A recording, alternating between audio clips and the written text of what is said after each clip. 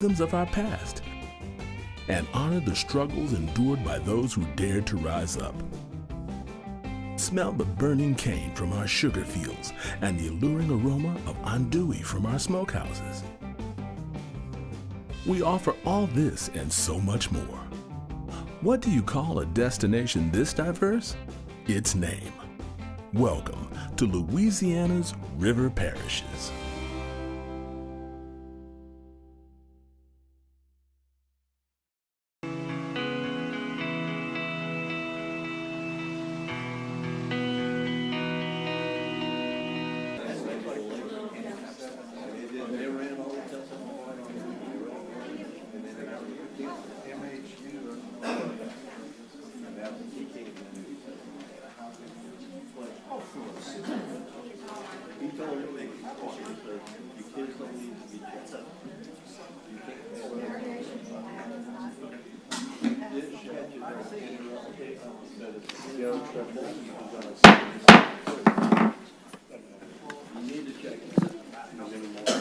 Good evening and welcome to St. Charles Parish Council Special Projects Public Safety, Health and Environmental Meeting on Tuesday, April 19, 2022 at 6 p.m. in the council chambers in the parish courthouse.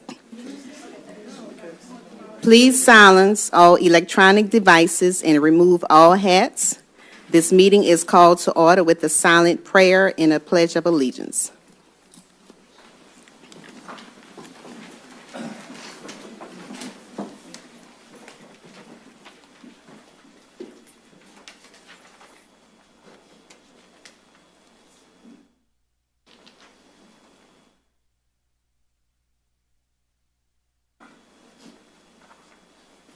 I pledge allegiance to the flag of the United States of America and to the republic for which it stands, one nation, under God, indivisible, with liberty and justice for all.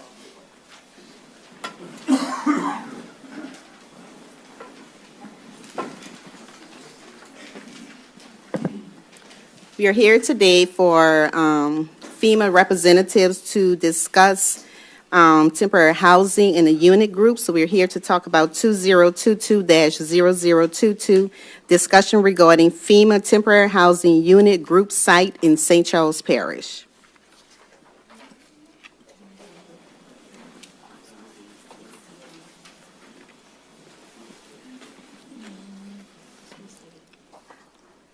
The file number 2022-0114, discussion regarding FEMA temporary housing unit group site in St. Charles Parish.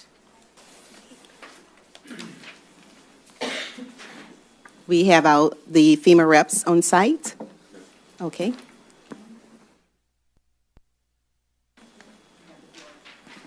Okay, we'll get started with our group site discussion.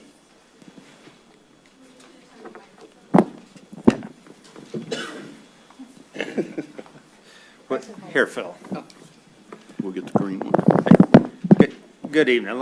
Let me just start off by saying I'm John Long. Good evening, Mr. President. I'm the federal coordinating officer. My job is coordinating everything the federal government does to help recover from Hurricane Ida. I have with me Tracy McCauley, who is coordinating our entire direct housing mission for Hurricane Ida in Louisiana, and Mr. Phil Price, who will walk you through the presentation and will answer any questions that you might have. So thank you very much for having us this evening. Okay. And we made some changes in group sites process over the last few years, a revocable license and not a lease with the survivors. And basically what that means is the leases, we had an issue with having to go through the court system to get those applicants out. Should we need to get them out? We no longer have to do this. This allows FEMA to take the necessary corrective action for those who cannot or will not follow park rules. Group sites will not have a revolving door. When someone moves out, we will remove the unit. Once all units are removed, FEMA will restore the site to its original condition. FEMA provides a presence throughout the life of the site. IA would do this recertification, logistics, technical monitors, and contractors' monthly maintenance inspections.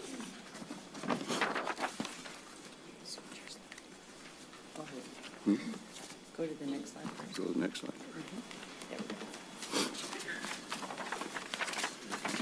This is what we got for direct housing snapshot of the survivors in St. Charles Parish. The total St. Charles residents eligible for direct housing is 614. Residents who have found housing, in other words, they found their own housing without FEMA's assistance, is 359. Currently, there's residents in FEMA housing of 98. Residents in need of housing is 157. Basically, that 157 is survivors from your parish that we do not have a housing solution for at this time. And that's where the need for group parks comes into play. Potential group sites identified is 3C Riverside with 78 units, LA 16279 River Road with 18 units, Brian Bent 14600 Highway 90 with 48 units, and Luling 14165 Highway 90 for 31 units. Okay, now that is a map of where those 4 sites are located throughout the parish. That is a GIS overlay that shows where the need for housing is in the parish.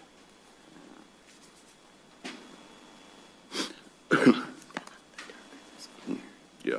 The darker the square, the more housing needed for that particular area of the parish.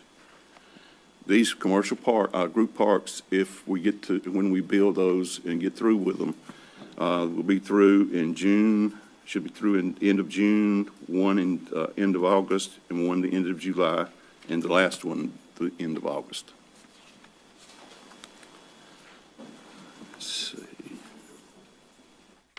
Right now, what we've got as a timeline for zoning is 6 weeks Excuse me, plus sir? construction time.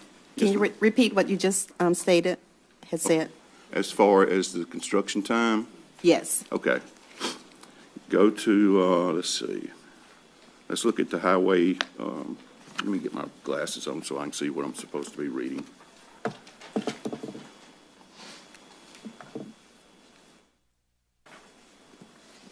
Okay, down at the bottom left corner, that is Brian Bent's site. That site is scheduled to be completed the end of July. The top left, 3C Riverside Properties, that one looks like the end of August. The 16279 River Road, that also is August. The Luling Highway 90, that would be the first part of July. Construction time on these parks generally take 60 days. And as a general rule, you know, getting the zoning ordinance, I think that's probably a 6-week process plus the construction time. I think there's a historical, cultural issue maybe with the 16279 River Road, but I think that's the homestead next to it is on the National Register, so that will not be a problem with us putting the park there.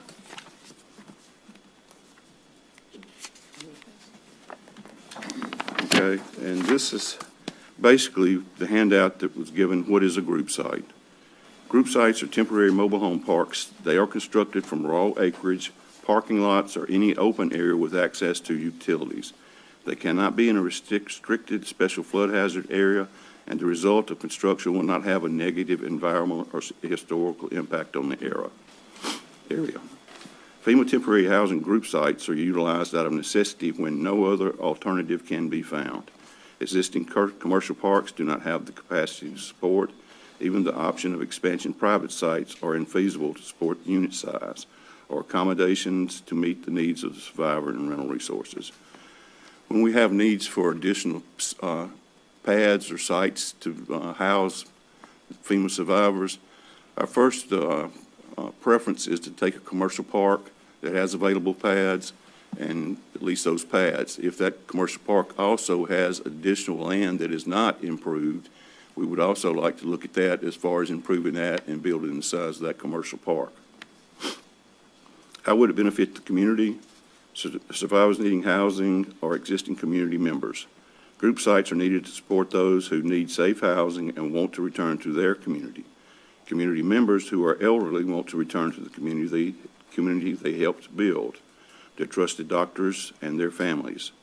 They have lost their homes or their damaged dwellings is not large enough for placement of a temporary unit.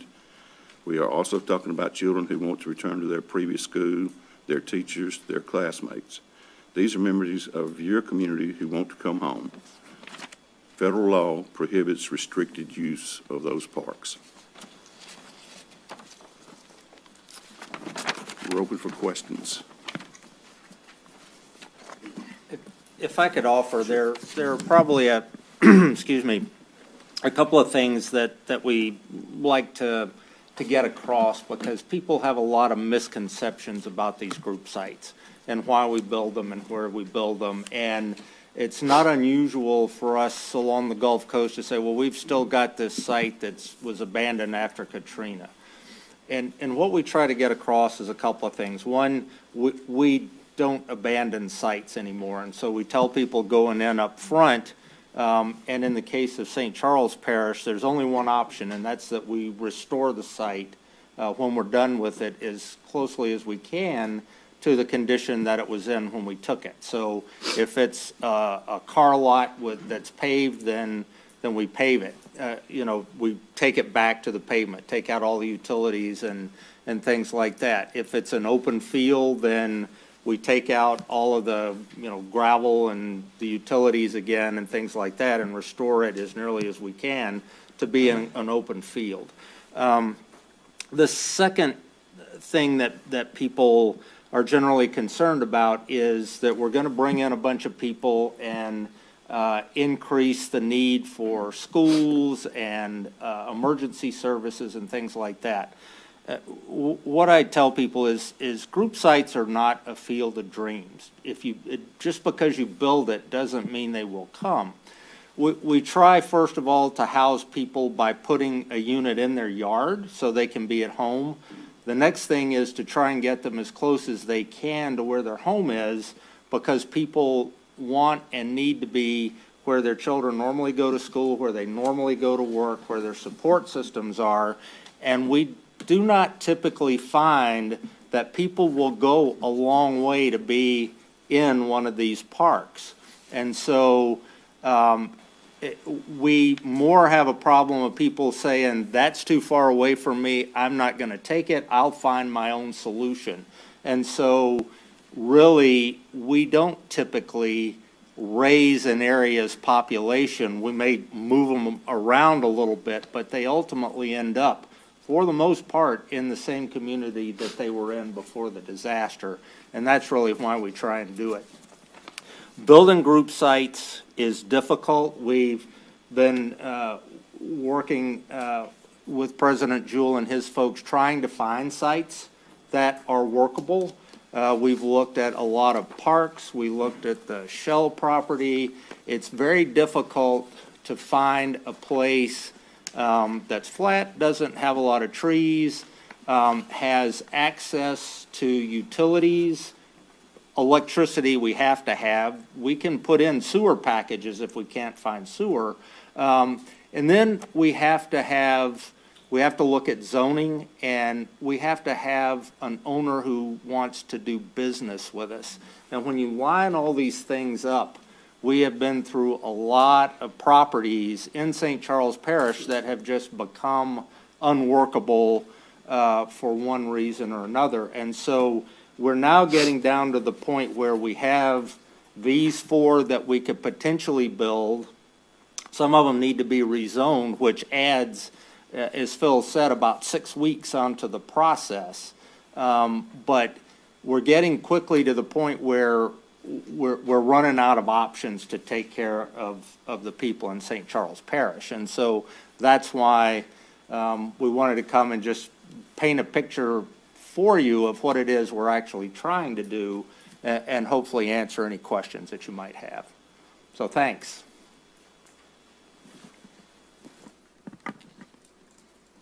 Okay, file number 2022-0114 is now open for public hearing. If there is anyone who would like to come up and speak regarding this item, please do so now. Please state your name and address for the record, and you have 3 minutes to speak. Don't everybody get up at once now.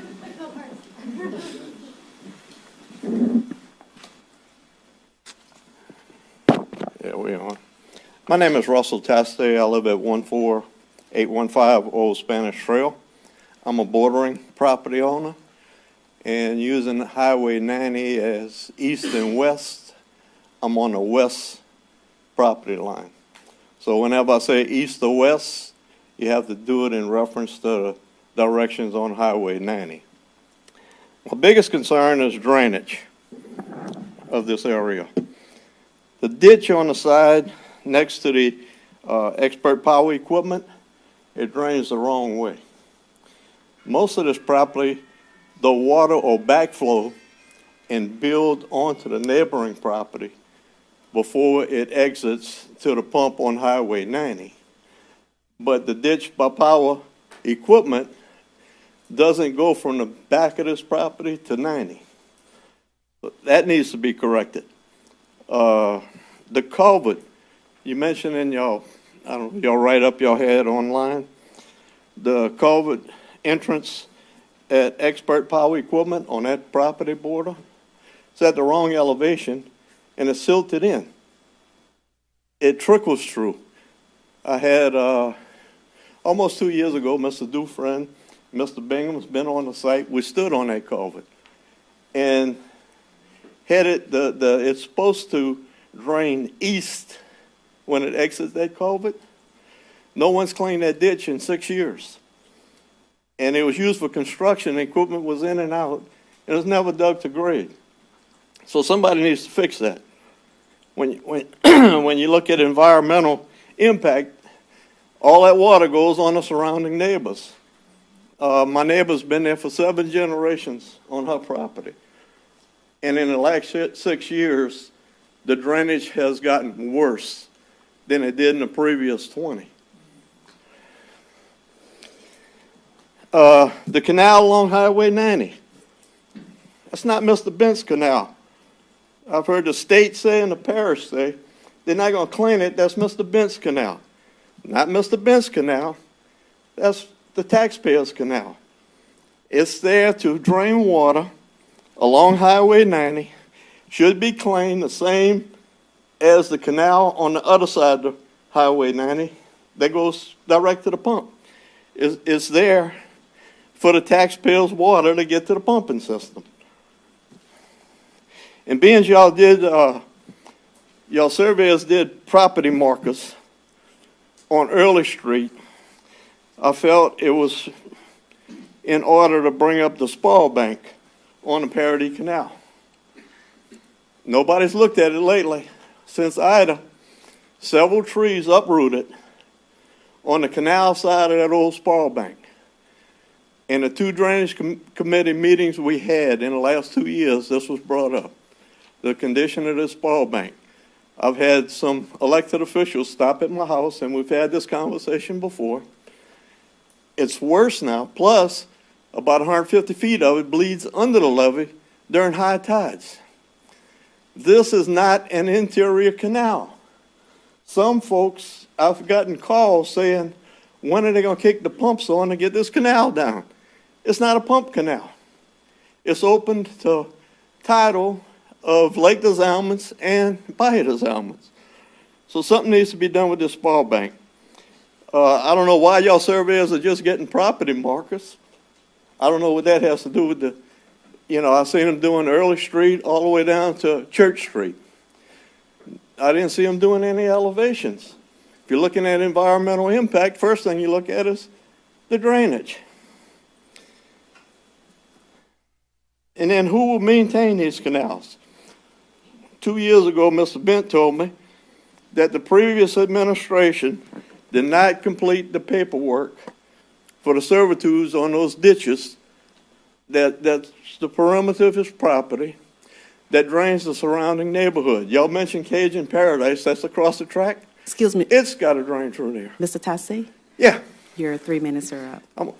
Could I get a few more minutes? I'm almost done. If I don't run out of breath first.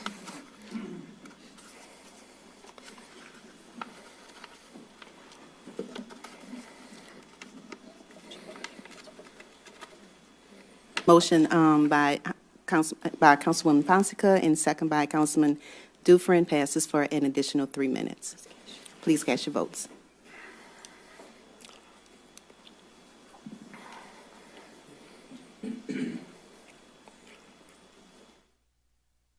And passes. Okay, so somebody needs to maintain those ditches, and I can understand Mr. Brent don't want the expense because it drains all the surrounding neighbors. Same thing with that spall bank. The last time that spall bank broke in the late 90s, that water went across and was flooding Fisher Furniture Store. It went across Paul Mallet Road. Pump trips. Mr. Bingham and Mr. Dufresne, we stood out on that property right around 2 years ago. Mr. Bingham had only been here maybe 3-4 months. He was already aware of most of the issues at that station. That station cannot pump down to where it did before 2016. There was electrical system change, which it needed, but you can't overload the motor. The electric motor has a soft start on it now, which I'm all for. It saves your motor. But if you don't have the horsepower, you can't get it down to the levels. That's happened in several issues. Cousin Pump Station had to change 2 motors because of put the soft starters in. 150 wasn't enough, had to go to 200. Walk On Airline had a 20 horsepower motor. Put the soft start in, had to go to a 30. It's all well documented. We're pumping more water. Talk about the sewer system a little bit. So you're going to have more dads. We're going to put, I think I read 2,500 gallons into our stormwater system. We're going to charge for that. Anybody know how corrosive? I know we've got some engineers.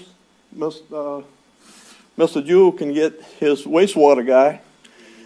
If you look at the work we've done in the last 15 years at the wastewater plants, those stormwater pumps aren't made for that kind of corrosion.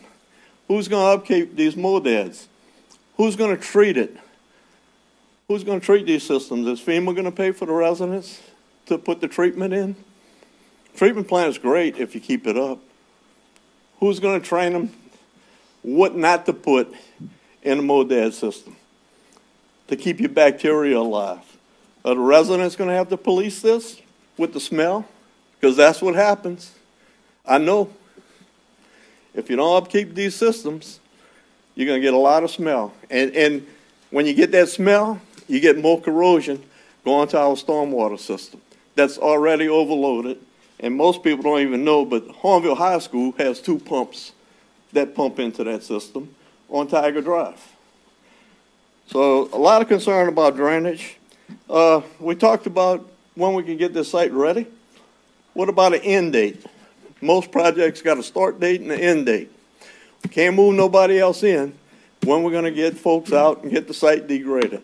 Didn't hear anything about an end date. Green space. So at a council meeting last night, I think Ms. Holly brought up a point about a development about the green space. Green space and recreation for those folks. That'll keep people off of the neighboring property, trespassers off. Traffic study.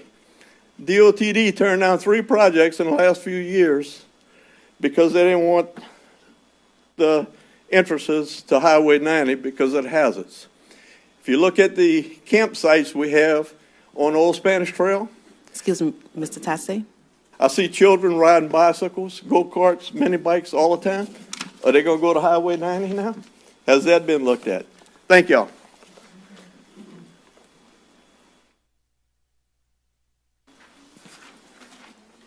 Is there anyone else that would like to come up and speak regarding this item?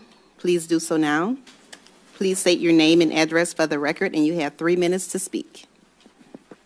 Margot Taste, 14815 Old Spanish Trail, Parody. I'm going along with everything Russell said, but I also want to say our property is going to withstand some of the backflow from this if the drainage is not put in place the way it should be. There's a historical bayou on our property, which is considered wetlands. We can't dig or fill that historical bayou, but this backflow will drain into it. So what will that do to the wetlands consideration on our property. And also, I agree with the entrance and exit from on and off of Highway 90. I think it's dangerous. And they're talking about putting 47 units in this park, and I don't think it's safe. Thank you.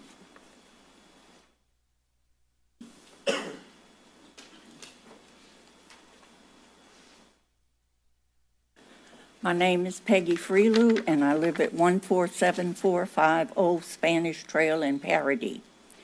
The back of my property is against the property in question.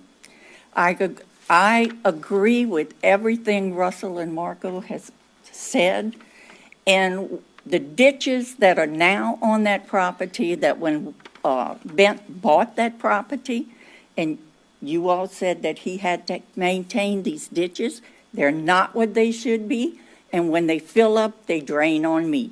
I am not for anybody else draining on me, because I don't feel that's right. And I agree about the Highway 90 part, and I really agree, too, about the green space, because I am directly in back of that property, and I am totally against it. I mean, I know people need a place to live, but not at my expense. So thank y'all.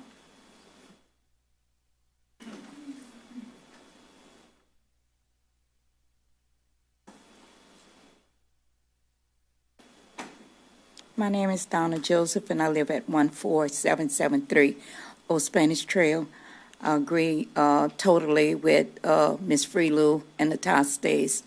I'm the neighbor next to, in between Russell and Ms. Peggy Freelou.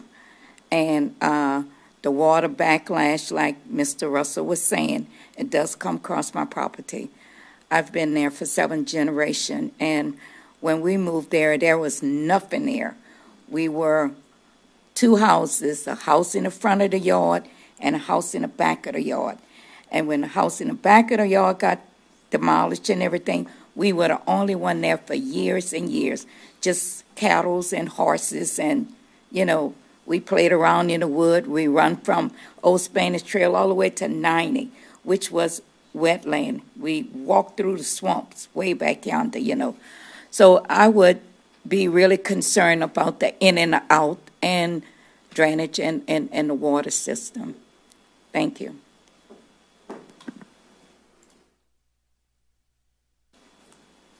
I want to remind everyone that this is a public hearing, and this is your one and only opportunity to voice any concerns that you may have or even ask any questions with the FEMA representatives. Am I good?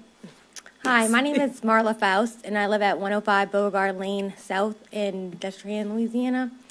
And I'm going to quote Ronald Reagan. The scariest thing you can hear is, "I'm from the government and I'm here to help." So I do feel like FEMA has good intentions, but I have a lot of concerns about the specific locations, and we're seeing these FEMA things pop up literally all over the country, not just in Louisiana. I mean, they're coming up in South Carolina because of this, California because of the wildfires. Like, we're seeing this, they're popping up everywhere under disguise of every national emergency, everything, okay? So it kind of starts making you think, why are we not finding better solutions besides like these temporary houses and group housings? So are all these people who are displaced from the parish, are they all from the West Bank of the parish? Or is it from the whole St. Charles Parish, the whole East Bank and West Bank?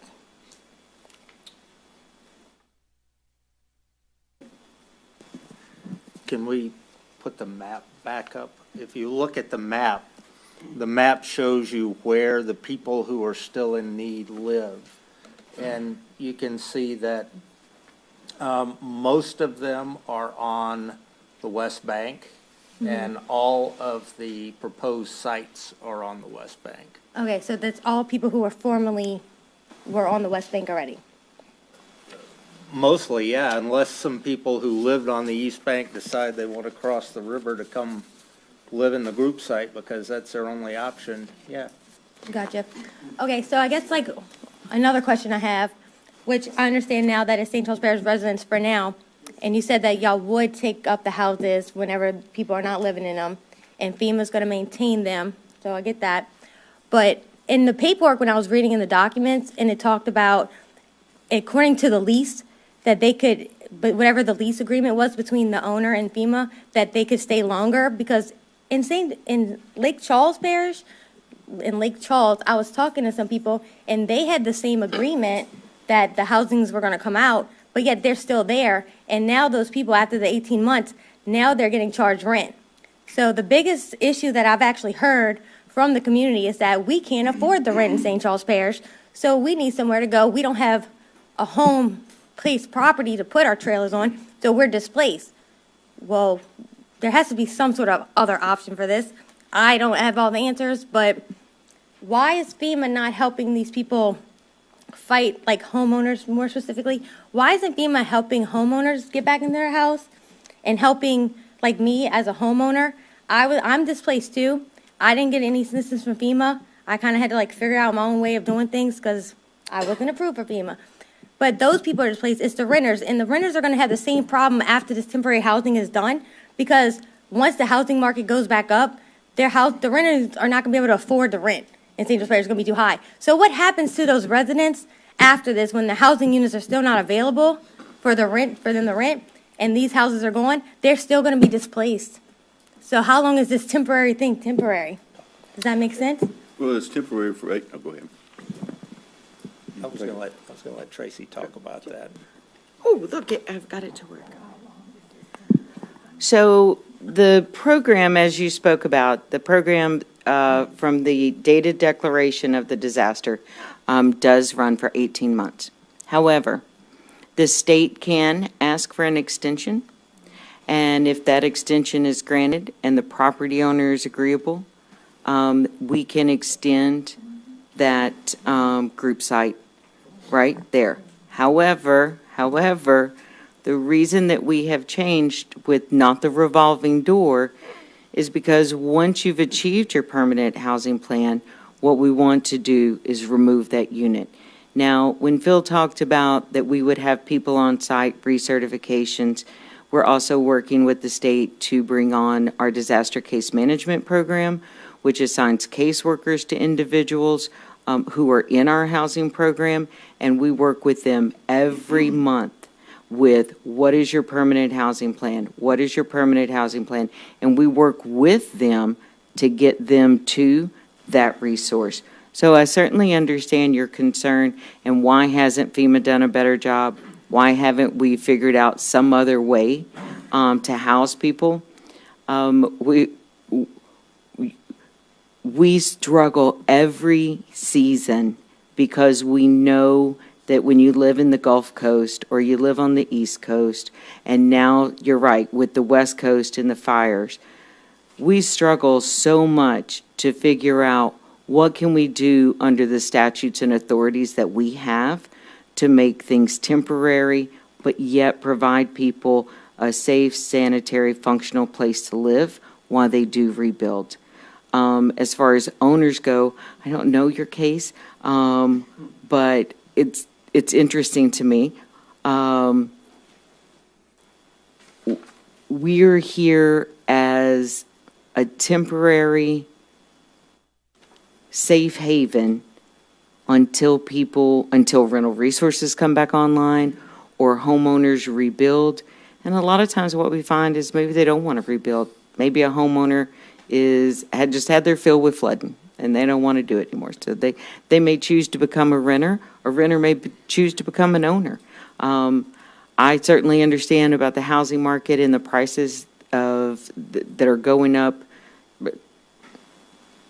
I don't want to say outrageously, but outrageously.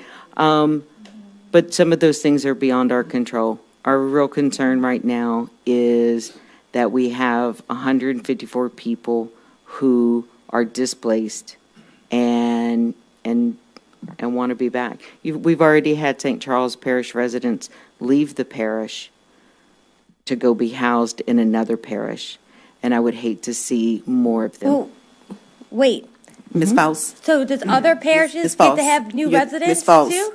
Your- Okay, I'm sorry. Your time is up. Thank Yes. you.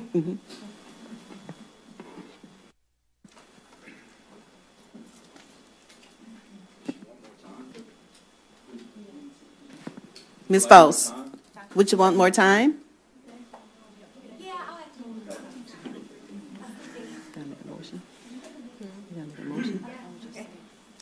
Okay, so Marla Faust, blah, blah, blah, no. Okay, wait.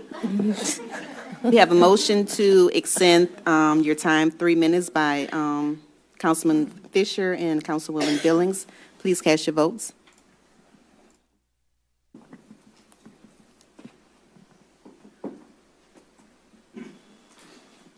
That passes. You have 3 more minutes. Okay, Marla Faust, 105 Beauregard Lane, South Destrehan, Louisiana. I'm not a professional, guys. Like, look, I'm just your average Louisiana girl, but I do have questions. So what you just said, did people from St. Charles Parish move to other group housing sites? No, they found apartments, or they went into our direct lease program, which is an apartment that we pay for the duration of that. But as far as financial assistance goes, we do provide rental assistance. Some people have taken their repair money and chose to not live in an area that may be prone to flooding. You know, we don't dictate to people what they can do, but we have already seen St. Charles Parish residents who were indicated to us that they had a need, they were eligible, and as we stay in contact with them, have said, no, I found a place to rent somewhere else, or I've done that. Gotcha. So, Okay, and then, well, I guess that's kind of all the questions I have because, yeah, that's it. Sorry. That's it. Thank you.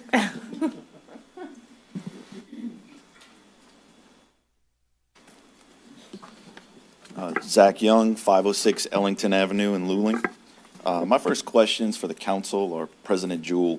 Our FEMA representatives are saying we have 157 families that are displaced. Do we agree with those numbers? Because I've heard numbers that are much lower than that. You want me to take it? So FEMA's reached out to us and let us know that, and actually this number started out around 200 when we were first were looking at group sites across the parish, and FEMA came and contacted us and said, we would like to house a group site because we have 200 people, or 200 families, I should say. It's important to note that these folks qualify for MHUs, which are mobile housing units and not travel trailers, because of the family size. And what I would say to that is, my best guess is based off of the number of apartment complexes that are no longer inhabitable in St. Charles Parish that I've seen, whether it's Lancelot Apartments, pretty much every apartment on Paul Mallard Road, 2 apartment complexes in Luling, at least 1 in Destrehan, the Destrehan area. What's that? The one right here. Yes, Keller Street and the one at the top of River Park Drive. I would say that probably is a fair number. You also have, of people who are renters, you also have people who are probably in that mix who are owners but don't have the property size to accommodate a mobile housing unit. And I guess it's important to know that while some residents are receiving mobile housing units in St. Charles Parish on their private property, St. Charles Parish is following its zoning ordinances and basically zoning MHUs how we would normally zone any other type of mobile home. So if the property is zoned for an MHU, then we are allowing it there. But on R1A properties, the council has only waived the ability to put a travel trailer on those R1A properties. Okay. So in light of this no revolving door policy that you have, what authority does our parish have to hold FEMA accountable? You know, what if you just neglect to pull these trailers off of the property? Or what if you allow someone else to move in? What recourse do we have?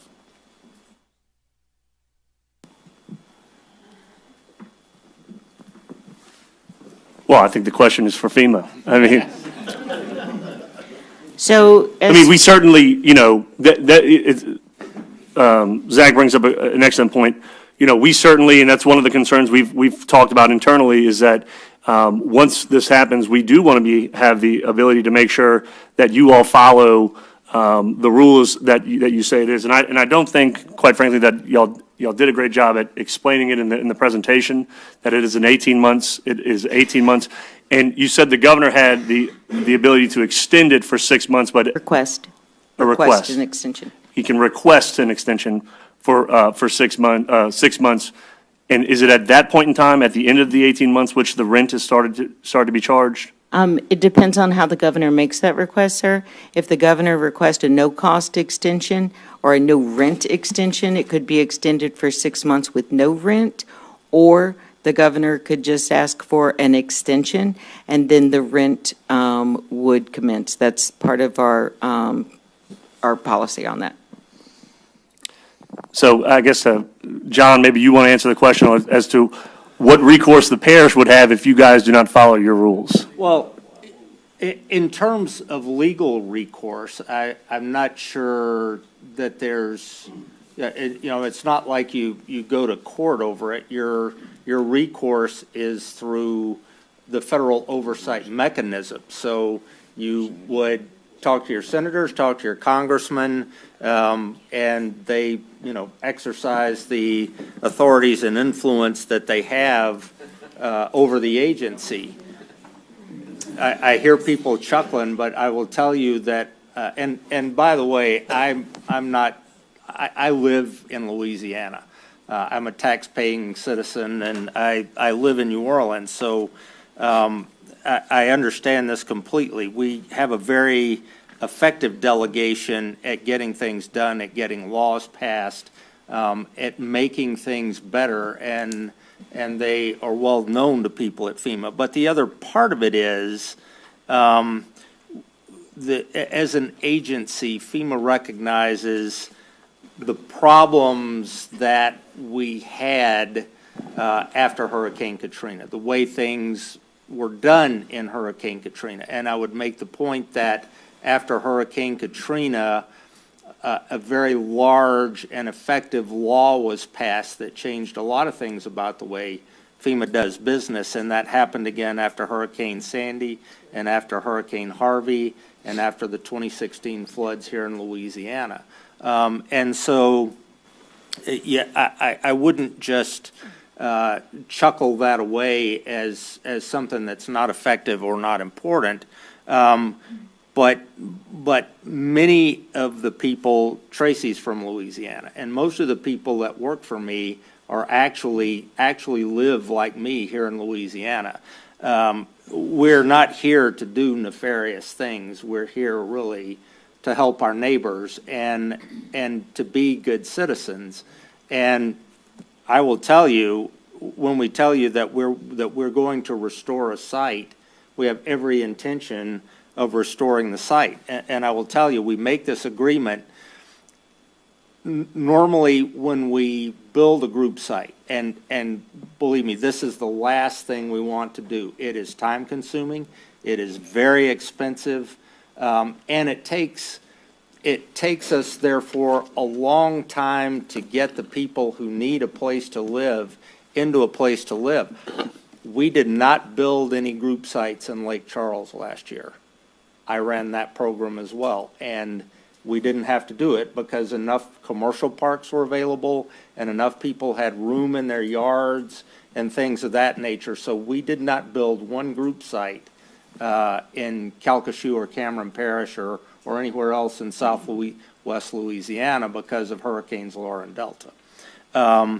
We are in a situation here where we have to do that. And so we understand that requires trust to a degree that we will do what we say we will do. We have no intention of doing what was done those many years ago after Hurricane Katrina and leaving units sitting on land. We normally offer people, if we lease your land to build a group site, we will make an offer either to restore it or to leave it for you to operate as a commercial park. So you, the landowner, will get something out of it. We're not doing that in any of the parishes in this disaster for the reason that you're talking about. And that reason is nobody wants more trailer parks left in their neighborhoods after the need goes away. And so we just commit right up front, we do not make that offer to the landowner. We tell them up front, when we're done, it all goes away and you get your pasture or your parking lot or whatever it is back the way that you found it. I think I probably need an extension. Okay. So I think that was a very long explanation to tell us that, I'm sorry, We have a motion to advance more 3 minutes. Motion by Holly Fonseca and second by Mickey Dufresne.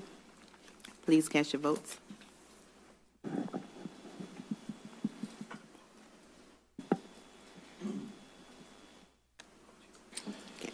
All right, thank you. So I think that was an extremely long explanation that really skirted the issue to tell us that no matter what, a parish municipality does not have jurisdiction over the federal government. At the end of the day, we have no say-so over this program. We have no way to hold FEMA's feet to the fire.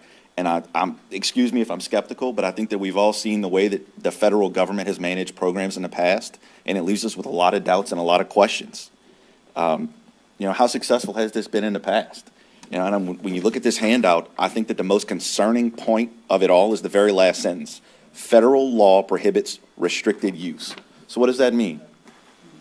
That means I cannot discriminate against you based on race, gender, sexual orientation. Or parish of residency. Or parish of residency. That is correct, sir. Thank you very much. That's all I needed to hear. Yep. President Jewell, if I may, when we talk about fair housing laws and we talk about discrimination, the federal government has FEMA has a requirement to adhere to federal laws. And I certainly can't see anyone here wanting to promote any kind of discrimination against anyone. Other parishes have received St. Charles residents in and are allowing them to rent homes, buy homes, and even live in some commercial sites there. So I would certainly hope that St. Charles, should the need arise, we don't see that need based on our numbers of the 175 pads that have been identified to the 157 residents who still need housing. Many of those will require 2 units. I don't want to call us flush because we're not, something could pop up, but we don't have a commercial site here. It is a group site. It's 4 group sites that we are speaking to. There is no intent to go to Tangipahoa, Tangipahoa or St. Charles, or this is St. Charles, Tangipahoa or Livingston Parish and bring anyone to St. Charles. We're trying to house the individuals from St. Charles in St. Charles. However, it was important that we put in there that federal law does prohibit us from taking any discriminatory actions. And I would just like to add one other point as it relates to how we will do what we say we do at the end. Because this is not the first, this has come up with other parishes, and we have engaged with parish attorneys and FEMA attorneys and state's attorneys to discuss that question, and everybody has come away satisfied that we will do what we do and that there is some recourse. I can't tell you what that is, but what I can do is offer to engage in that same discussion here in St. Charles.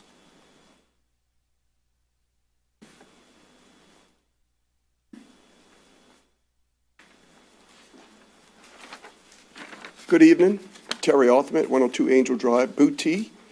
I have a Booty mailing address, a Parity phone exchange, and I live in Mozilla. I wanted to thank Matt Jules, Beth Billings, Holly Fonseca, and Nikki Dufresne. Those are the people I reached out to, and y'all replied back, and I thank you.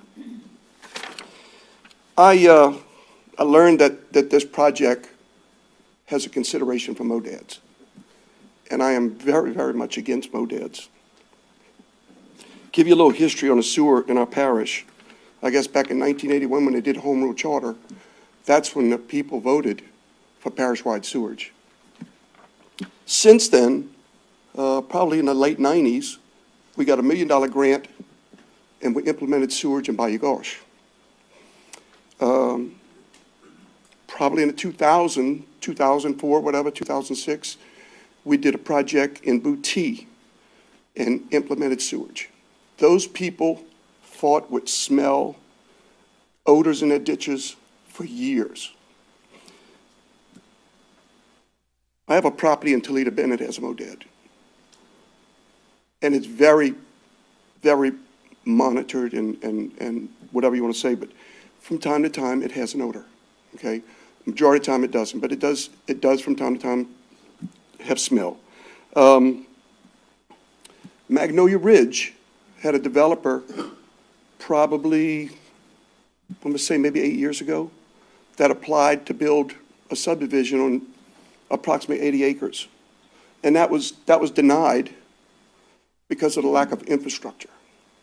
We didn't have the sewer system capacity to support that development. Probably within 4 years, an individual bought some property on Highway 90, just west of the Burger King, has some old houses there, with the plans one day of building a couple of fourplexes. There was an enormous amount of conversation here at this council meeting about the capacity and not having the capacity even to support those two fourplexes. And the individual said that he had future plans, and it wasn't just tomorrow that he wanted to do this. And so the parish talked quite a bit about an oxidation pond in the Parity area along the Parity Canal. To my knowledge, that has never occurred. We've never increased that sewer capacity and the volume. We've got a new subdivision here in Hornville.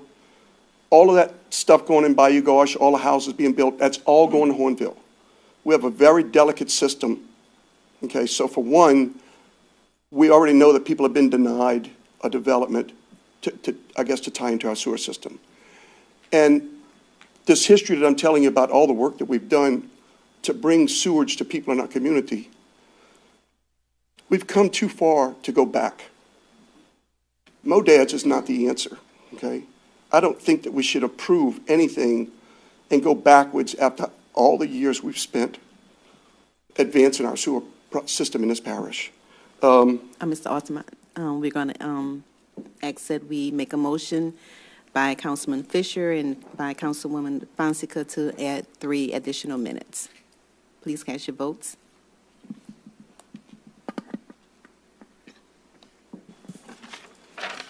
That passes. Okay, thank you. And what I noticed in the second sentence of the handout that was given to us, it says they cannot be in a restricted special flood hazard area. I own property on Highway 90 in that area. I'm not looking to open a campground or anything, but my point here is that one of my commercial buildings, I rented for over 25 years to the USDA soil conservationist. That property came up for lease, to renew the lease. The people that worked for the USDA wanted to stay there. They liked where they were at, okay? In the lease papers, and it's about 40 or 50 pages of government lease papers that I have to read and go through, one of the things was that they cannot lease property in a flood plain, okay? Those people ended up, that lease, while the financing and all that was agreeable, they moved that agency up here off the River Road behind the school board because my property was in a floodplain. Unless there's something that's changed and FEMA has got new maps and I'm about to see a decline in all my flood insurance rates, that property is a rock's throw from my land.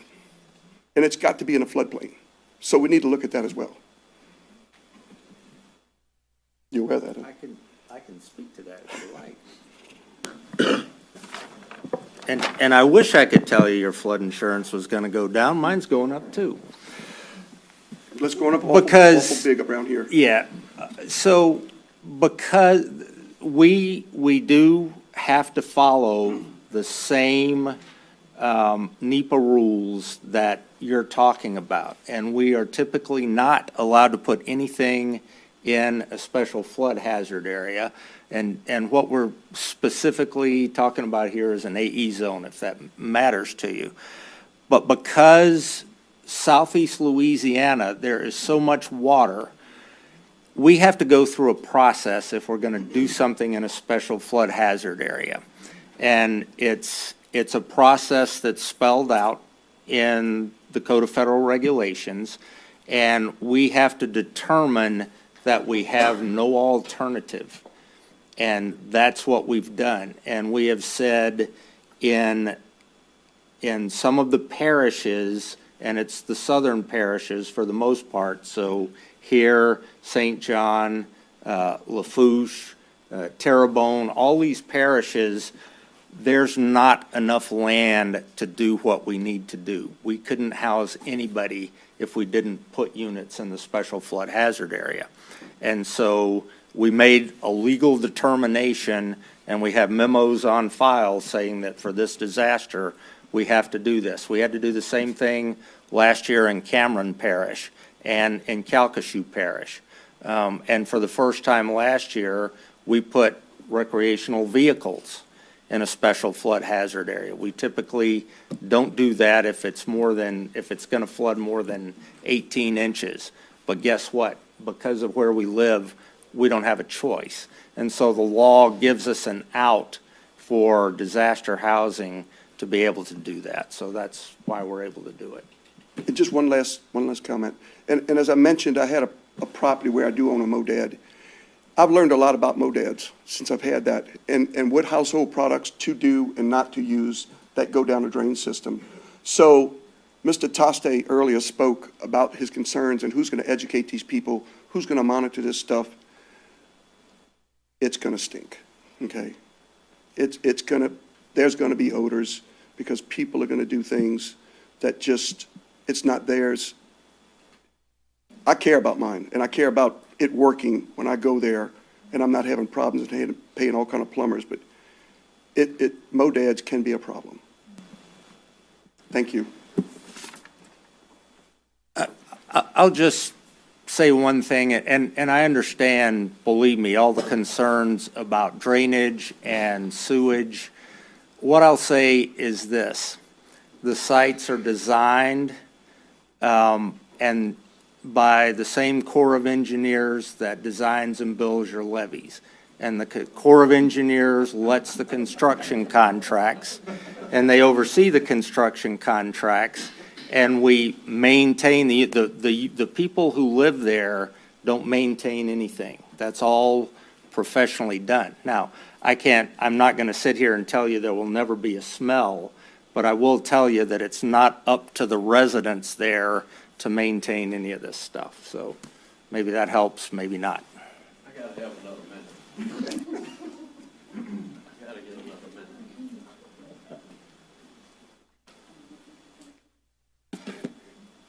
Okay, my name's Elise Gitz. I'm from 3738 Terra Drive, and I understand the displacement. We have houses in our area that people are not living in right now. I'm gonna run my list real quick, and then I'm gonna talk on them.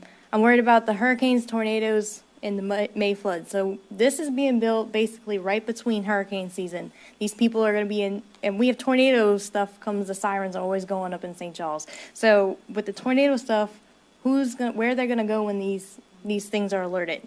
Like we're going to have to open up the centers or, something like that. I'm worried about with the COVID restrictions they're talking about, they might have to put back in place where they did with the renters. We dealt with renters in my family who they weren't made to leave because of the situations that they were able to stay longer because they couldn't pay for their rent. We couldn't kick them out government-wise. I'm worried about that. Worried about who sets the rent price and, how does that work? I'm not really sure on, that. And does the money from FEMA, is that coming from the state FEMA stuff or is that coming from, D.C. government, FEMA coming, because we pay taxes. I'm just trying to figure out where that comes from. And another question is the FEMA, can they help rebuild these apartments that we have that are broken to like, are they getting assistance to rebuild these places where they permanently can come rent instead of putting the money into these little areas? And I'm not trying to be offensive to anyone or any way, but the reason that we're so worried about other people from coming to other parishes is there's been a lot of stuff going on with carjackings and other stuff like that. And we are worried about our kids going out where there's people from other parishes and people who don't care about St. Charles Parish coming in. Like, I've born, raised here, and I love this parish with all my heart, and I will fight for this parish to school systems, everything. So we're worried about people who don't care coming in here and destroying what we built as St. Charles Parish that we know today. And we're not perfect, but that's what we go by. Like, I grew up, I knew everyone at the grocery store. I know that. So that's what we're worried about. And also, like, what is giving the people the motive to let use these lands? Like, are they getting paid for that? Are they getting, like, a kickback for that? Or how is that working? Because I know that if I borrow someone's land, I got to pay for it. So that's what I want to know. Like, where's all the money trail for this going? Like, what is the going motivation? John, you want to take it all, or you want to take part, me take part? So let me try and get the ones I remember, that because was there's a lot of questions there. Yeah. So just cue me if I miss one. Okay. The money comes from the federal government. Okay. We lease the land, assuming that it's owned by a private landowner. If it were the parish land, then there would not be a cost. Okay. If I hear what you're asking, no one from Orleans Parish is eligible for this program, period. Let's see, what else did you want to know? Like for the tornadoes and the hurricanes, because they'll make people leave those areas they have to have Yeah, safety. that's right. We set up agreements and work this out with parish emergency managers so that we tell people, listen to your local emergency managers. If they tell you need to evacuate, evacuate. And if it's a unit that's in a deep flood elevation where, like, if a hurricane comes, there's going to be 10 feet of water, we actually have them sign an agreement when we lease them into the unit that says, when the parish calls for an evacuation, you will evacuate. Okay. So these are some of the things that we can do to make sure that people don't try and ride out a hurricane in a travel trailer.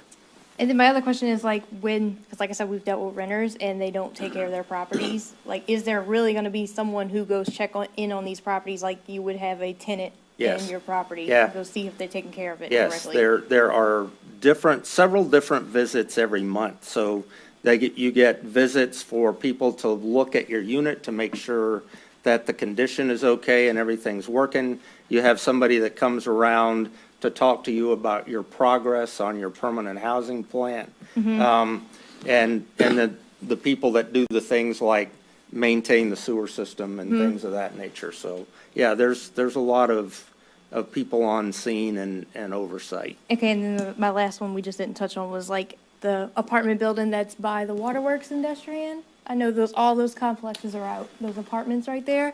I pass it every day. So is there any way to help them rebuild so that we can get our citizens permanently back in here who are renters? Well, there is, but every single landlord turned down the program. Okay. We have a program where we will actually come in and look at the property, pay them money to repair the property, and then they lease it back to FEMA to put disaster survivors in for that 18-month period. For most landlords, they want to fix it themselves because after the disaster, they can charge more rent. Okay. Because it's all updated, right? Well, basically, yeah. All right, I think that was it with all my questions. Thank you.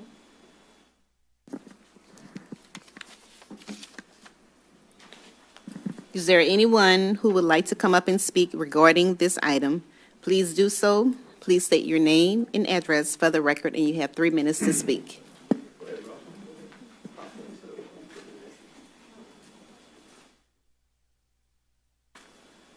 My name is Walter Pillier. I live in Destrehan, Duquette Drive, so this doesn't affect me directly. The storm affected me.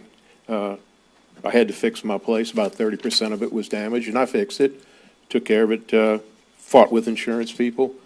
and such. My heart goes out to people. I watched what happened after Katrina and helped people rebuild their homes, 3 of them. So I know what you're talking about. I know what the need is. I wonder what the 157 people are doing right now for a place to stay. I wonder if extending the help that you are currently giving some of these people, like hotels, you've had hotels that are damaged, those could be repaired. I would imagine people might be amenable to doing something like that. But, you know, when I read this, I'm thinking, we're approaching 8 months after Ida. 8 months. So we're just hitting the time clock now. I mean, good Lord, what could we have been doing before? So that's not meant to be a total criticism, but, you know, when it comes to government stuff, you know, I'll bring up an expression that gets used. The road to hell is paved with good intentions, all right? And that is a troubling thing when you talk to people who go through their lives and they watch what's going on with the government. We look at what's happening at the southern border of this country, and we wonder, is this another boondoggle? As far as the language in this EA, I read 2 of them, and it does say it'll be returned to a near original condition or as stipulated in the lease. That's not exactly what you said. Okay, so the option exists so that the owner of the property can have everything remain. So the federal government spends a bunch of money, and you said it, it's expensive, including the cost of the mobile home unit. It's expensive, right? Back during Katrina, 70 grand a pop for each one of them. I know people who supplied them. So my point is, this is enormously expensive. Could we not have looked into something that was a little bit more cost-effective, less intrusive, and got people used to being where they are without having to do this? Because I don't know, does the time clock start at the time, let's say August, July, August, that's the ones you're talking about. It doesn't seem to me like you'll be able to pull it off in that time. You probably have to add some more permit time. But what are these people going to do in the meantime? The need can't be as bad as what I think we're trying to portray to spend that kind of money. So when does the time clock start? Is it the time when the unit is put into service? It's at the time of the disaster. So what are you going to get, 6 months?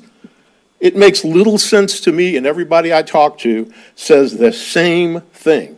And I hate to sound like everything I say lends a little credence to what the federal government does, but I got to tell you, this doesn't instill confidence in the people in the areas that are affected. And my heart goes out to 157 and more people.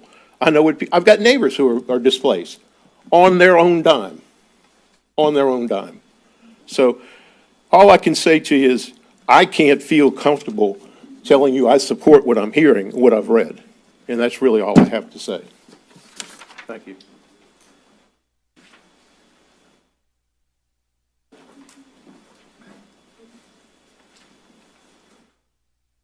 Hopefully I won't take 3 minutes, but Kirkpatrick, I live at 142 Wisner Street in Parody. And I guess my first question is this a go now, or are we just discussing it? Is it decided?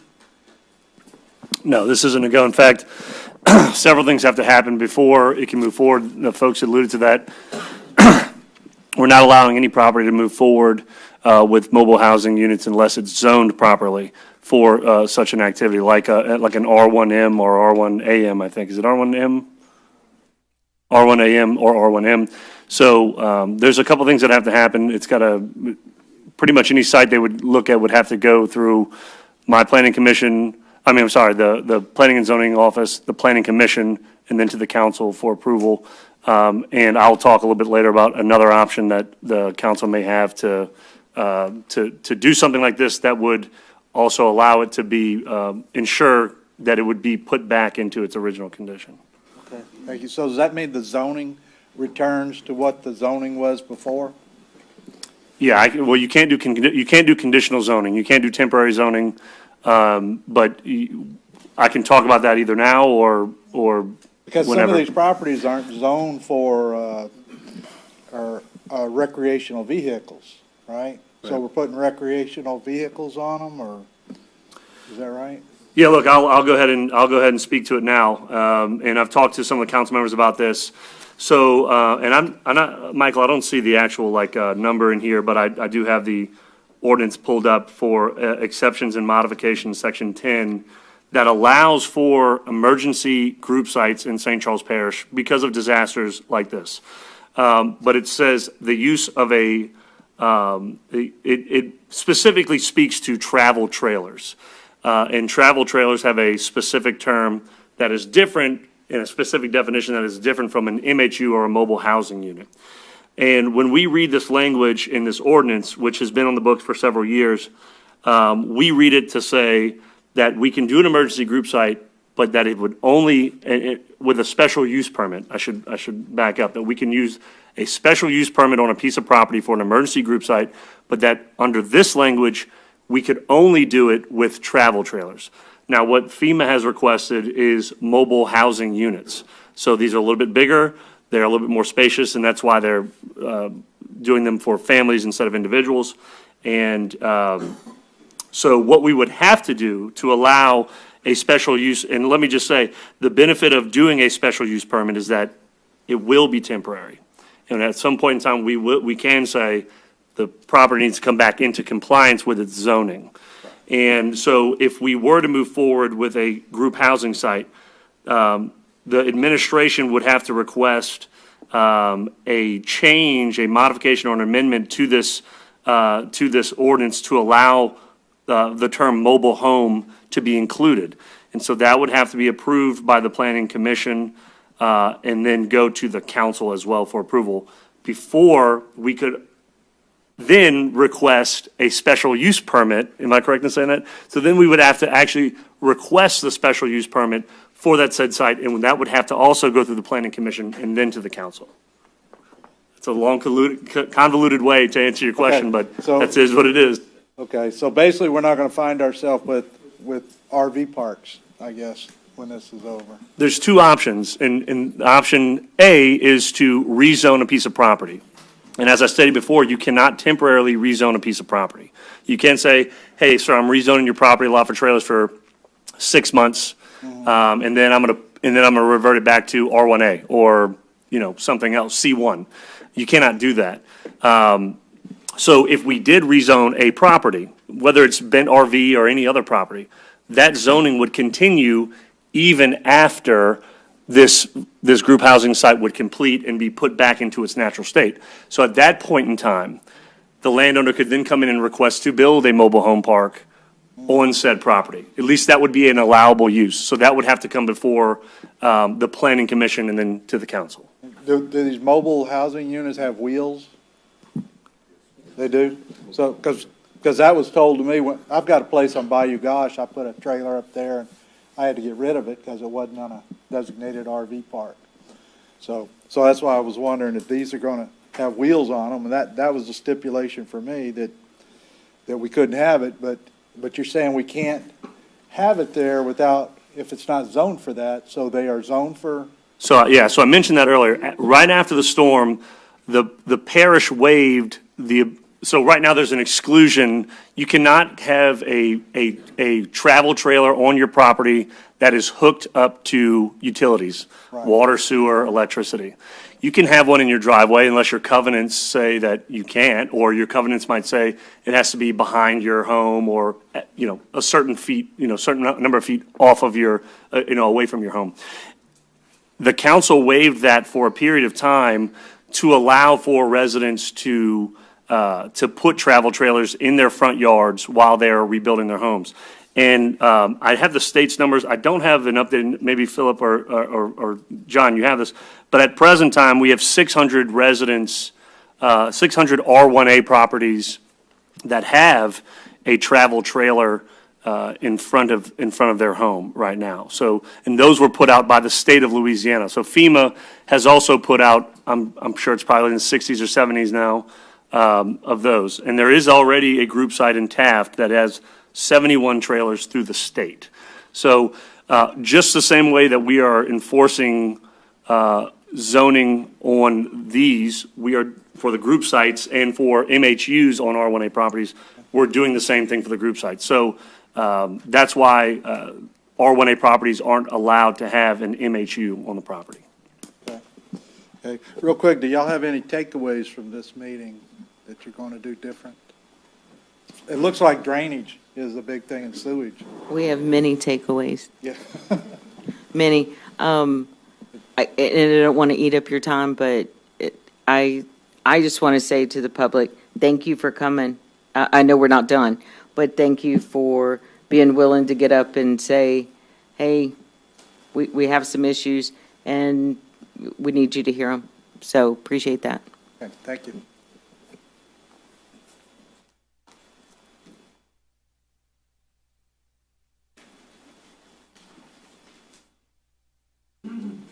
Good evening, Ken Ortling, 310 Bow Place Boulevard in Des Allemands.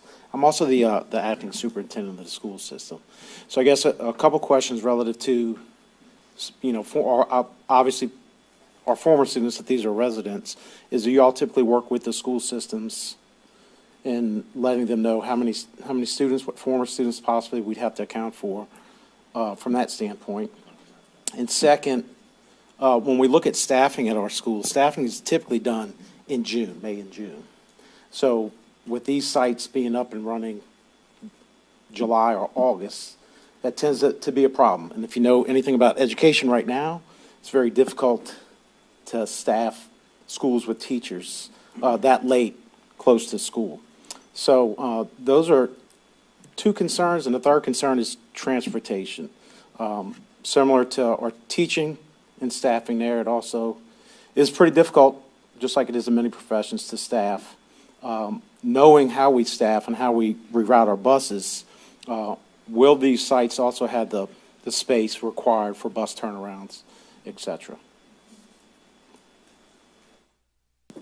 So if I could, we do work with the school districts. Some of the data that we collect on applicants is school children, elderly, those with access or functional need. So we look at all of those numbers, and if we're going to have a significant impact, and I know what you're saying, I have grandchildren in school, and their classrooms are maxed out. So it can be one or two students that really starts to overwhelm some things. At the same time, losing X number of students can also negatively impact. So when we are building the group sites, we do have those conversations because we need to talk about bus routes. We need to talk about, instead of picking up from 10 different addresses, you may be picking up 10 children from one location. Typically, when we try to build a group site, when you think about our trucks coming in, right, to install the unit, we have to have that sufficient space for them to turn around. So yes, and we are putting in bus stops, covered bus stops, for those that would need public transportation, whether it be Lyft, Uber, school bus, something like that. But it is one of those things that we try very hard to understand our impacts to our school districts. And that's something that I'm extremely sensitive to, because I know how removing students as well can negatively impact a school. Yeah, let me make it clear. We want to educate our kids from this Sure. parish, certainly. But when you look at where students are placed based on a location and the proximity to where they're living, there are certain schools in our system that are at capacity now. Mm-hmm. It concerns me a little bit that these sites will all be on the west bank of St. Charles Parish when you look at capacity of some of our schools. So the sooner that you all start working with us and open that dialogue up, of course, after, when it gets close to if it is approved, it would be very much appreciated. And then can you all share that, I guess, for PII purposes, the applicants or the at least the grades and ages of students that would potentially live? Aggregate data we can share. We can share aggregate data, of course. The one thing I do want to add is that the proposal that we're talking about is maximum. I think it's important to establish that that's maximum. as John said earlier, just because you build it doesn't mean someone will come. We have the potential to, through outreach to individuals who are displaced, for them to say, no, I'll just find something on my own. No, I'm living with my mama, I'll stay with my mama. No, I'm living with my family now, it seems to be okay, right? So just because we're here asking for maximum need does not mean that we would build to maximum need. We will build to what we need, not our maximums. And that is very much appreciated. But just know that students that are not currently being educated, we're not staffing for those teachers based on that number currently. So the students that have already left us, now we're already preparing for next year with that number of students. So anytime you get 20 more students, that's basically an additional teacher, which is very hard to staff right now. So that's all I'm expressing that concern. So Thank you, sir. Thank you. Thank you, Council. Is there anyone else who would like to come up and speak regarding this item? Please do so now. State your name and address. You have 3 I'd minutes. like a second round. I don't know if y'all need to vote for it or not, but my name is Russell Towstay, 14815 Old Spanish Trail. Mr. Jewel can attest to this, and some of y'all on the council. We spent a lot of money in this parish on what to put where, how property should be zoned. Highway 90, every consultant since 1981 always put light commercial there. Never put residence in the plan. Even though there's some residents on Highway 90, but they were there previously. Mr. Otamar, he was in office. We talked about putting another pump station to help out the old pump station that never was engineered. I've always complained about the drainage, and it's the drainage I'm concerned with. Not concerned with a commercial development going in there. That's what it's zoned for, that's what it was studied for. But we need to do something with the drainage. MODEDs. Heard some talk about MODEDs. Who's going to supply the chemicals? Because you got to put it in there. I got a system. My system don't stink.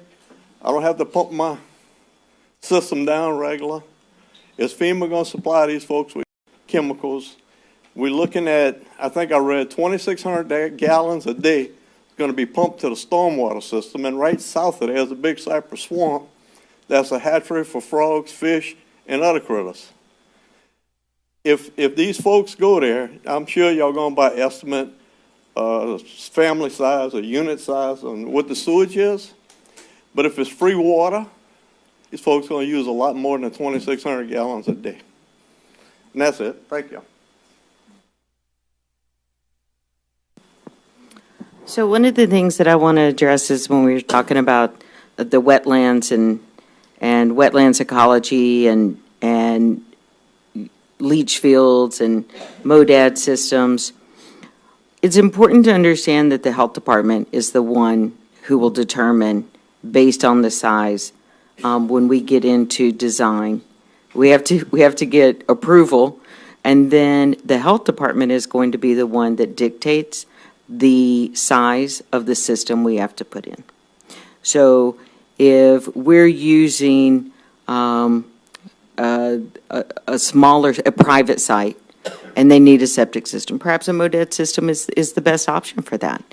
When we're talking about group sites, not always the case. It would be a very, very large system. So I think it's important to remember that what's used at your home would be different than a group site, right? And that'll be designed, health department gives us that information of what's going to be required based on the bedroom size. Who supplies the chemical? As John stated earlier, any maintenance or treatment of the system would be done by through a professional contract.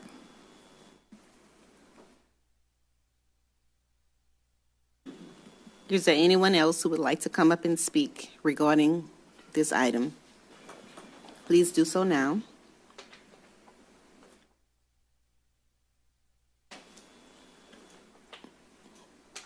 Public hearing is closed. Any council discussion?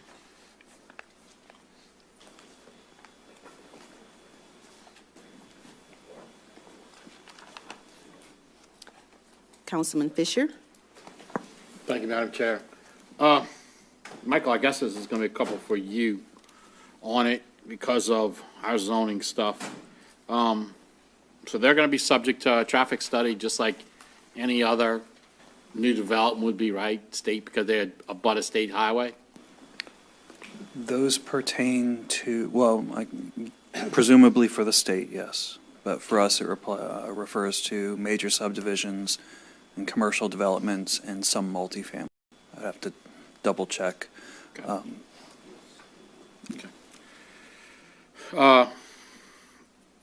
I guess I want you to expand a little bit more on the things that Parish President Jewell talked about with the special use to include the mobile homes, maybe the process of us having to do that and how we would go about that? So we've looked at this. In effect, everything triggers in that section based off the definitions. So we can insert mobile homes into the definition of what's allowed, and that would authorize them to be there. We could use the existing structure of the code right now. If we were to do that, my suggestion would be to borrow the site design standards for mobile home parks and insert them similarly into that section of the code so that there is a development standard that can be held to, and so that anyone looking to build one of these knows what they're going to have to accomplish to get it approved. And then we would still have a time limit, right, for the special use Yeah, permit? none of that would change. It's all established at the end. Any extensions are granted by council, but yes. Okay, all right, thank you, Michael. And I would like you, the FEMA representatives, to expand on, we talked a little about the governor's request at cost, no cost. Can you kind of walk me through that whole process, because I think we went a little fast. This was specifically how it would apply to the governor asking you guys to extend what it is. So typically when we have a major disaster and we go into a direct housing program, we are bound by 44 CFR that restricts our initial period of assistance. That initial period of assistance is up to 18 months from the date of declaration. So as was pointed out, and as we certainly understand, we are already 8 months into our 18 months.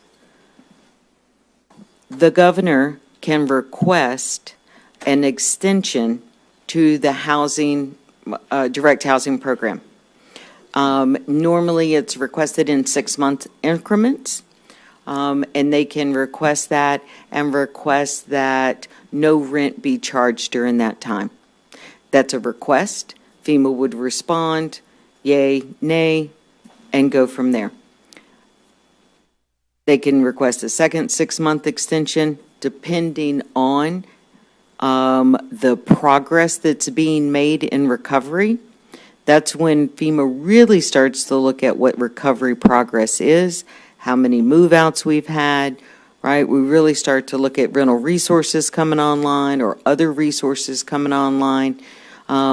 With us being in that 8-month section, I would never want to make a promise that isn't going to happen. But that second 6-month extension, should it come up, I see John reaching for his mic, for the second 6-month extension come up, that may be one that charges rent based on the fact that we do want people who are in direct housing to get back into the community, to get back into something more permanent. The question was asked earlier, who sets that rent? The rent is set by Housing and Urban Development. It's the fair market rent based on bedroom size, and so that's how that is set. Go ahead, John, thank you. Yep, no, and all of that is very well put. So I would just say a couple of things to add context. What you're seeing right now that you read about in the paper that's happening in Lake Charles is we got to the end of that 18-month period. The governor asked for an extension, so there's currently a 6-month extension in place, and the governor asked for no rent. But FEMA did not approve that. They said, no, we're going to have rent, but we'll extend the program. And some of the things that go into that consideration to extend the program, the governor makes a very good case, along with all of your counterparts out in Southwest Louisiana, that federal help in the form of CDBG-DR money has been very slow in coming. We look at who is left and what their impediments are to moving out of their FEMA units. And so, as Tracy said, we start at the HUD fair market rental for the number of bedrooms. And then we allow people to say, to appeal that based on their income. And so we help them with that. We tell them what documentation we need of their pre-disaster and post-disaster income, and the rent can go down to as little as $50 a month for basically low-income people. But that's done on a case-by-case basis. And the reason we do that is, if you think about it, homeowners, a lot of them get their unit in their yard, they fix their house, they're ready to move on, and even if the unit wouldn't fit, if they're in a commercial park, they have a house, they're fixing it, they're moving on. If on the other hand, you were a renter, particularly if your place has not been repaired, we have put you in a situation where now you're not paying rent. And so if you pay no rent, for a lot of these folks, there's not an incentive for them to be engaged in developing and moving forward with that housing plan so that they recover and the community recovers. And that's why we put the rent in place. So hopefully that helps. Thank you. I have a question for the FEMA rep. How often does FEMA contact the residents that are currently in the RV trailers or even the direct housing to get a status of their housing status? The ones that are currently licensed in, recertification is monthly. Okay. So just so you know, you'll hear complaints about that too. That we're bothering them because we're visiting too often. So. Okay. Councilwoman Billings. Hi. So I also have questions for FEMA representatives, but I want to say to everybody here how impressed I am about the questions you asked, how intelligent they are, how thoughtful. I have a whole list of questions, and about 20 of them, and you answered almost all of them, what you asked all of them, and they answered. There are few, however, for that. So first question that I have is who determines when someone's ready to move out of their housing trailer? Is that by them, by you? How is that determined? It's a joint decision based on working with those applicants over the course of the time that they're licensed in, through their disaster case manager, working with them with our voluntary agencies active in disaster. Again, as John mentioned, CDBG-DR funds, that's community development block grant funds for anyone who doesn't know that are related to disaster recovery. So all of those things coming together with the apartment complexes, with those other resources coming online, we are constantly working with our applicants to move them. I know it seems strange that we're getting them in to just turn around and move them out, but we've got to get them in some form of housing that's safe, sanitary, secure, and functional, so that then we can start their recovery into permanent housing. Okay, suppose that doesn't happen. Suppose we have people that reach the end of the extension period, and there are those that are still there. What happens to those people? While they're paying rent. So we get to a point where and I'm just going to use St. Charles, for example. Our special use permit, it has expired. The lease on the property is coming up. We don't have a choice. You have to move, you have to relocate. Okay. And people really do start to understand, because we're putting notices up, right? Park's closing in 60 days. Where are you going, right? Help us help you. Where are we going? All right. And so, again, working with them, building those relationships with their case managers, and with them, right? Helping to move them into a permanent housing. And are the people who do accept housing and move to the trailer park, is that limited to family units, or is it more along the lines of, I'll move in, move my best friend in, or is it just the family? So you have to be, there's an eligibility process that, as we said, 600 and something were. You have to be part of the pre-disaster household to even be considered. Otherwise, you're an unauthorized occupant. Unauthorized occupants will result in a violation, 3 violations of an unauthorized occupant, and we revoke the license. Okay, good. And you spoke about maximum need a little earlier. On the group site built? Right. When is that maximum need determined? Is it now? Is it when everything's completed and people are ready to move in? How do we know how many, and when does that deadline it? When is that My team, and John, I tell you, I've been here about 5 weeks. My team is working constantly on outreach, get in contact with people. I need to know what our numbers are. John spoke to it earlier about the expense, and a gentleman came up and had known somebody from Katrina who had sold units. It is very expensive. This is our absolute last resort before we turn it back to you and go, we don't know what to do. We have nothing to offer your residents of the parish. We've done everything we can do. And we don't want to do that. But it's very, very expensive for us to do this. So I don't want to say but FEMA does not want to build a 40-unit site if I only need 20. If I only need 20, I want to build 20. So I am pushing my team very hard to get to those final numbers. Okay. Bear with me. I have another question for John. You mentioned earlier about the federal law prohibits restricted use. And when I believe it was Mr. Young was asking about this particular line, it was determined that parishes, people can cross the parish's line to be in here. But John talked about how no Orleans Parish residents would be allowed. So I don't know how that comes together. Yeah.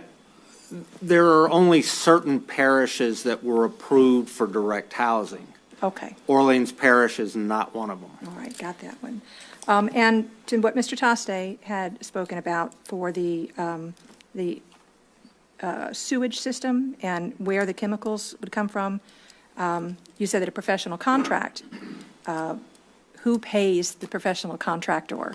FEMA pays all expenses in the group site. All right. Including Beautiful, thank you. electricity, any of the chemicals it would need to maintain any systems that are installed. All right, well, thank you very much. Thank you. And if I may, thank you to all your residents that came out. I really appreciate it. Thank you, President Joel. Councilwoman Fonseca. Thank you, Madam Chair. First of all, I'd like to thank the FEMA group for being here tonight. I know you're just doing your job, and it's a tough one. You have to work within the parameters that you're given. We understand that. I also want to thank the residents for being here and for coming up and voicing your concerns in a respectful manner, because they are our guests, and we appreciate them taking the time to come here. In addition, I want to thank Sheriff Champagne and Superintendent Ken Ortling for coming. We do appreciate your input on this matter, as it would affect your agencies as well. Just wanted to address a few things that I did read today. Those individuals may not be here, but as far as the advertisement of this meeting, the FEMA advertisement for the Bent site was April 1st. Immediately on April 2nd, after we saw the amount of public input on social media and other avenues, we started talking about planning this meeting. And then on April 11th, the date for this meeting was confirmed, and it was announced that, we would begin having it on this date. The official advertisement was about a week ago, which is required for a special meeting.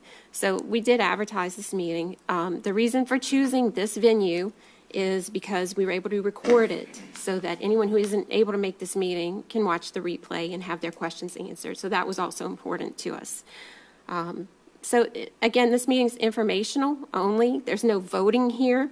That will come at a later date. Parish President Jewell explained, we're going to possibly have the ordinance change for a special use permit, some changes there, and then it will come before possibly the Planning Commission and the Parish Council, definitely. So there's more to come in this process. This is early on, and it was to provide information, allay some fears, so that takes care of that. My questions for you all, I had asked back on April 6th of Mr. Peacock some more data because, we were given pretty broad numbers.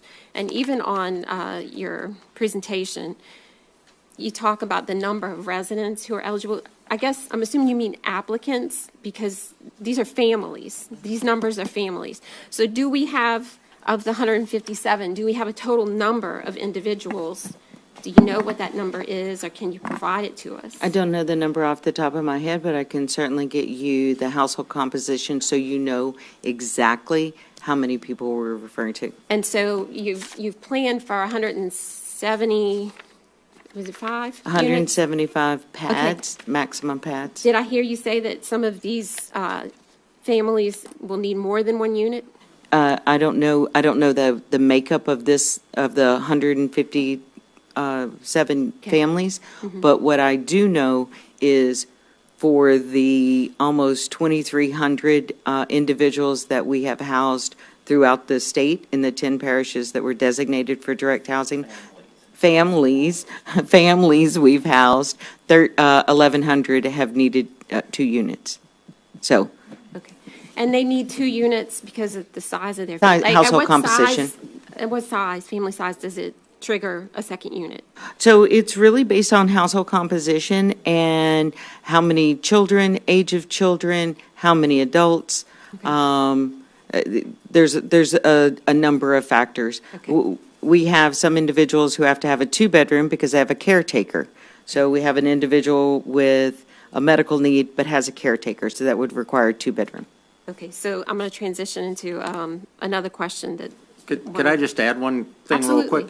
A lot of those families that require 2 units are in recreational vehicles because they can't fit a mobile home on their property, so we give them 2 RVs that will fit on their property, and that accommodates their family in their yard where they want to be. So that's why we have so many people that have 2 units. That's a great point, John. You're talking about travel trailers, though. But that's what she was talking about. When she talks about 2,800 families, a lot of those families are in travel trailers. Okay, to be clear, we're not talking about moving those families in the travel trailer to these units. No. Okay. No. The question that was posed to me was, you do have travel trailers that can occupy 8 to 10 residents. So why go through the greater expense of these mobile housing units to accomplish the same, are these? Sure. Yeah. So one, our FEMA mobile homes are built to a HUD standard, to an ANSI, and they're designed with an ANSI stamp. So in that, they really are a safer option than a travel trailer. However, there are restrictions of where the travel trailers can be placed. There's lot restrictions, size. There's all kinds of things that come into that. Okay. After Katrina, we took travel trailers off the table for years, and only allowed mobile homes. And what we found through our after-action reports, our responses to QC from the public was, I want to be on my site, but a mobile home wouldn't fit. We brought travel trailers back on, so they have been an added benefit. But in our group sites, we try very hard to meet the household composition. That doesn't mean that we don't make use of RV parks or that we don't build group sites that are just all travel trailers. It really depends on the need, it depends on the location, depends on the size. I will tell you all, I live full-time in an RV. I love it. I have never been happier in all my life. However, I could not imagine living in that RV with my children or my spouse. I would be crazy. I would need a door. Thank you. Moving along, Councilwoman Gordon asked the question of how often you contact the people who are already housed in your units.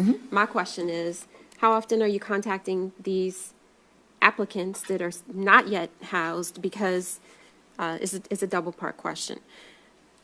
The Transitional Sheltering Assistance Program 2 weeks ago showed, and these are people that are in hotels. Okay. 2 weeks ago, those numbers showed 42. Today, the number is 28. And so that's in 2 weeks, that's a 33% decrease in those numbers. Now, I don't have the data on the other, I'm assuming it's just the other population that are living with families, is what I was told. Friends and family. Okay, so that's Friends, the family. two groups that make up this 157, right? Friends, family, those that have not said that they have a housing solution makes up the 157. So is it more than just friends and family and hotels? There are other,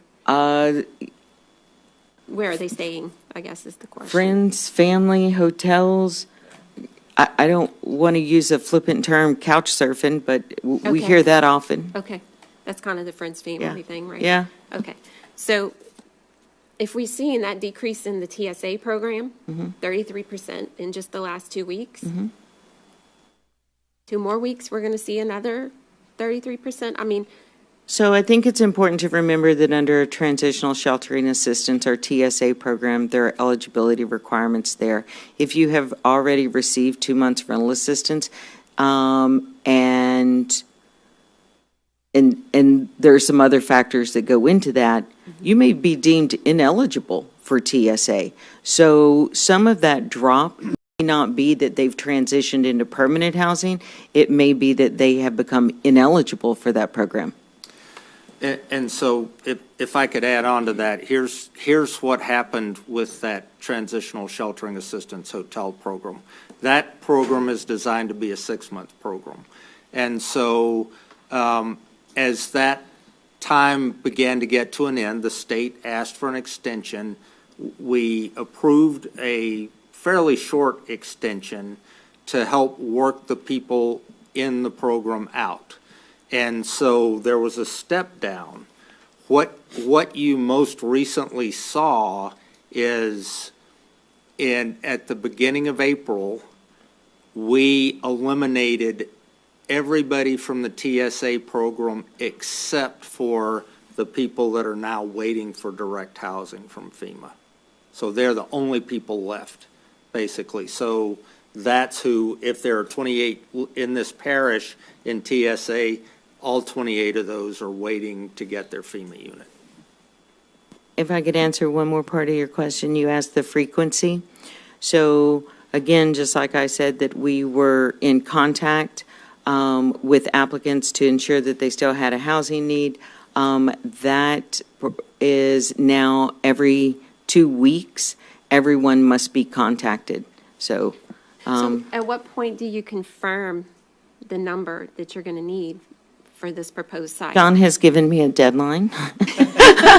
John has given me a deadline that I need to have that done. Okay. So You confirm it before you build it, is what absolutely, you're telling us. absolutely, because really we want to build to the need. If I have someone who is a wheelchair user, I want to make sure that I'm putting a ramp in for them. So we're building to that need. Right. I did ask for the number of applicants that were renting prior Okay, to the storm. I haven't gotten that okay. figure. And again, I understand you can't give addresses and, you know. Sure. It, Owner, renter, If you you wanted can get owner, us the owner, renter, and information- household comp, correct? I did, yes. Because the problem is, as Parish President Jewell stated, is that a lot of our rental units are gone, and they're not coming back. And so, you know, we're going to house maybe a large portion of those former renters here, but rent is not going down in St. Charles Parish. You know, their situation, I think it's going to be tougher for them to find a rental property here now that the place that they were living is gone. So that becomes a problem for them, for us. So I'd like those numbers. And in addition, you know, the number of school-age children. I think Superintendent Ortling requested that. That's important. And if y'all could get this to us based on the numbers you have now. Sure. As soon as possible. Sure. I think that would help the school system. Would you prefer I send it through Mr. Peacock? I can send it to him and have him, That's fine. He has our emails. all right? Yes, thank you. I'll pull those numbers for you in the morning. In aggregate, that'd be great. So I'll move on. As far as drainage. So when I looked at your presentation, the very first picture is concrete pads. So I thought, that's not good for drainage. That was an example of Gage Court, which is a group site that we built. Okay. And that was just a picture that I chose to put on the front. Okay, but these It's are crushed- these are it going is to be crushed gravel. permeable gravel. Crushed gravel is not. Okay. Yeah. All right. I do share the same concerns about the MODADs because one of the projects that Mr. Taste mentioned, we have replaced a lot of MODAD systems in the parish over the years because they were cited by the health department. And that's, we actually got grant funding to do that because of all those citations. So they're temporary, maybe good for a temporary solution or a remote solution, but they're not all that great in areas that are residential or near residences because they have their issues, and many people don't understand how to use them properly, how to treat them properly, what can go in them, what can't. So that does concern me. Let's see. When you did say here, when it's over, everyone is, has left, that you will return the property back to its initial condition. Correct. That means pull out all the trailers, All the infrastructure, the infrastructure, water, sewer, absolutely. electrical, temporary Absolutely. poles, the gravel. It will be returned, if it was grass, If it's a field, a grassy Going back to field, grass. it's going to be a grassy field. going to go back to grass. So I'm just curious as to what recourse you all, and I think you answered this, what recourse you all will have should the parish council not approve any of these sites.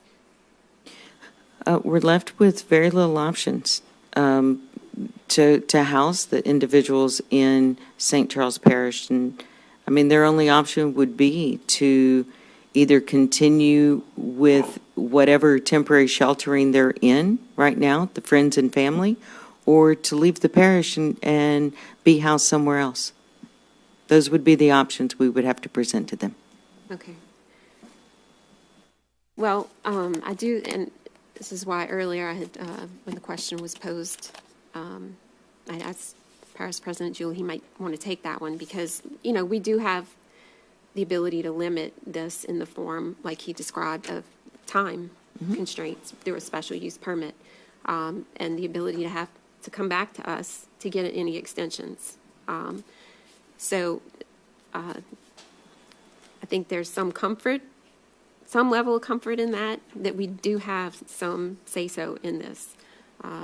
But I do, again, thank you all for coming. That's the extent of my questions now. I may email you later. I'll get home tonight and probably think of a few more. But I appreciate it. Thank you. Councilman Dufresne? Thank you. Thank y'all for coming. Greatly appreciate it. I just want you to clarify a few things. The people who are going to be eligible for this, there's only people who are affected, their housing was affected by Hurricane Ida, correct? I want you to say that on record. That is correct. Okay. And you said it's going to be St. Charles Parish residents. You said, but not from Orleans. So I want you to, on record, tell me where these other parishes, where these people can come from to stay here. Well, I could list all the parishes, I guess, that are eligible for the program. What you have to think about, I think, is the distance that somebody would want to drive from their home, their school, their job, in order to be housed here. That's probably the practicable limiting factor.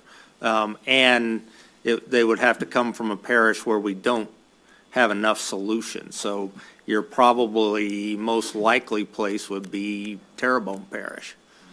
Prime example. Yeah. So I live down in, and no offense to Pointe-a-Shanty, those places. Yeah.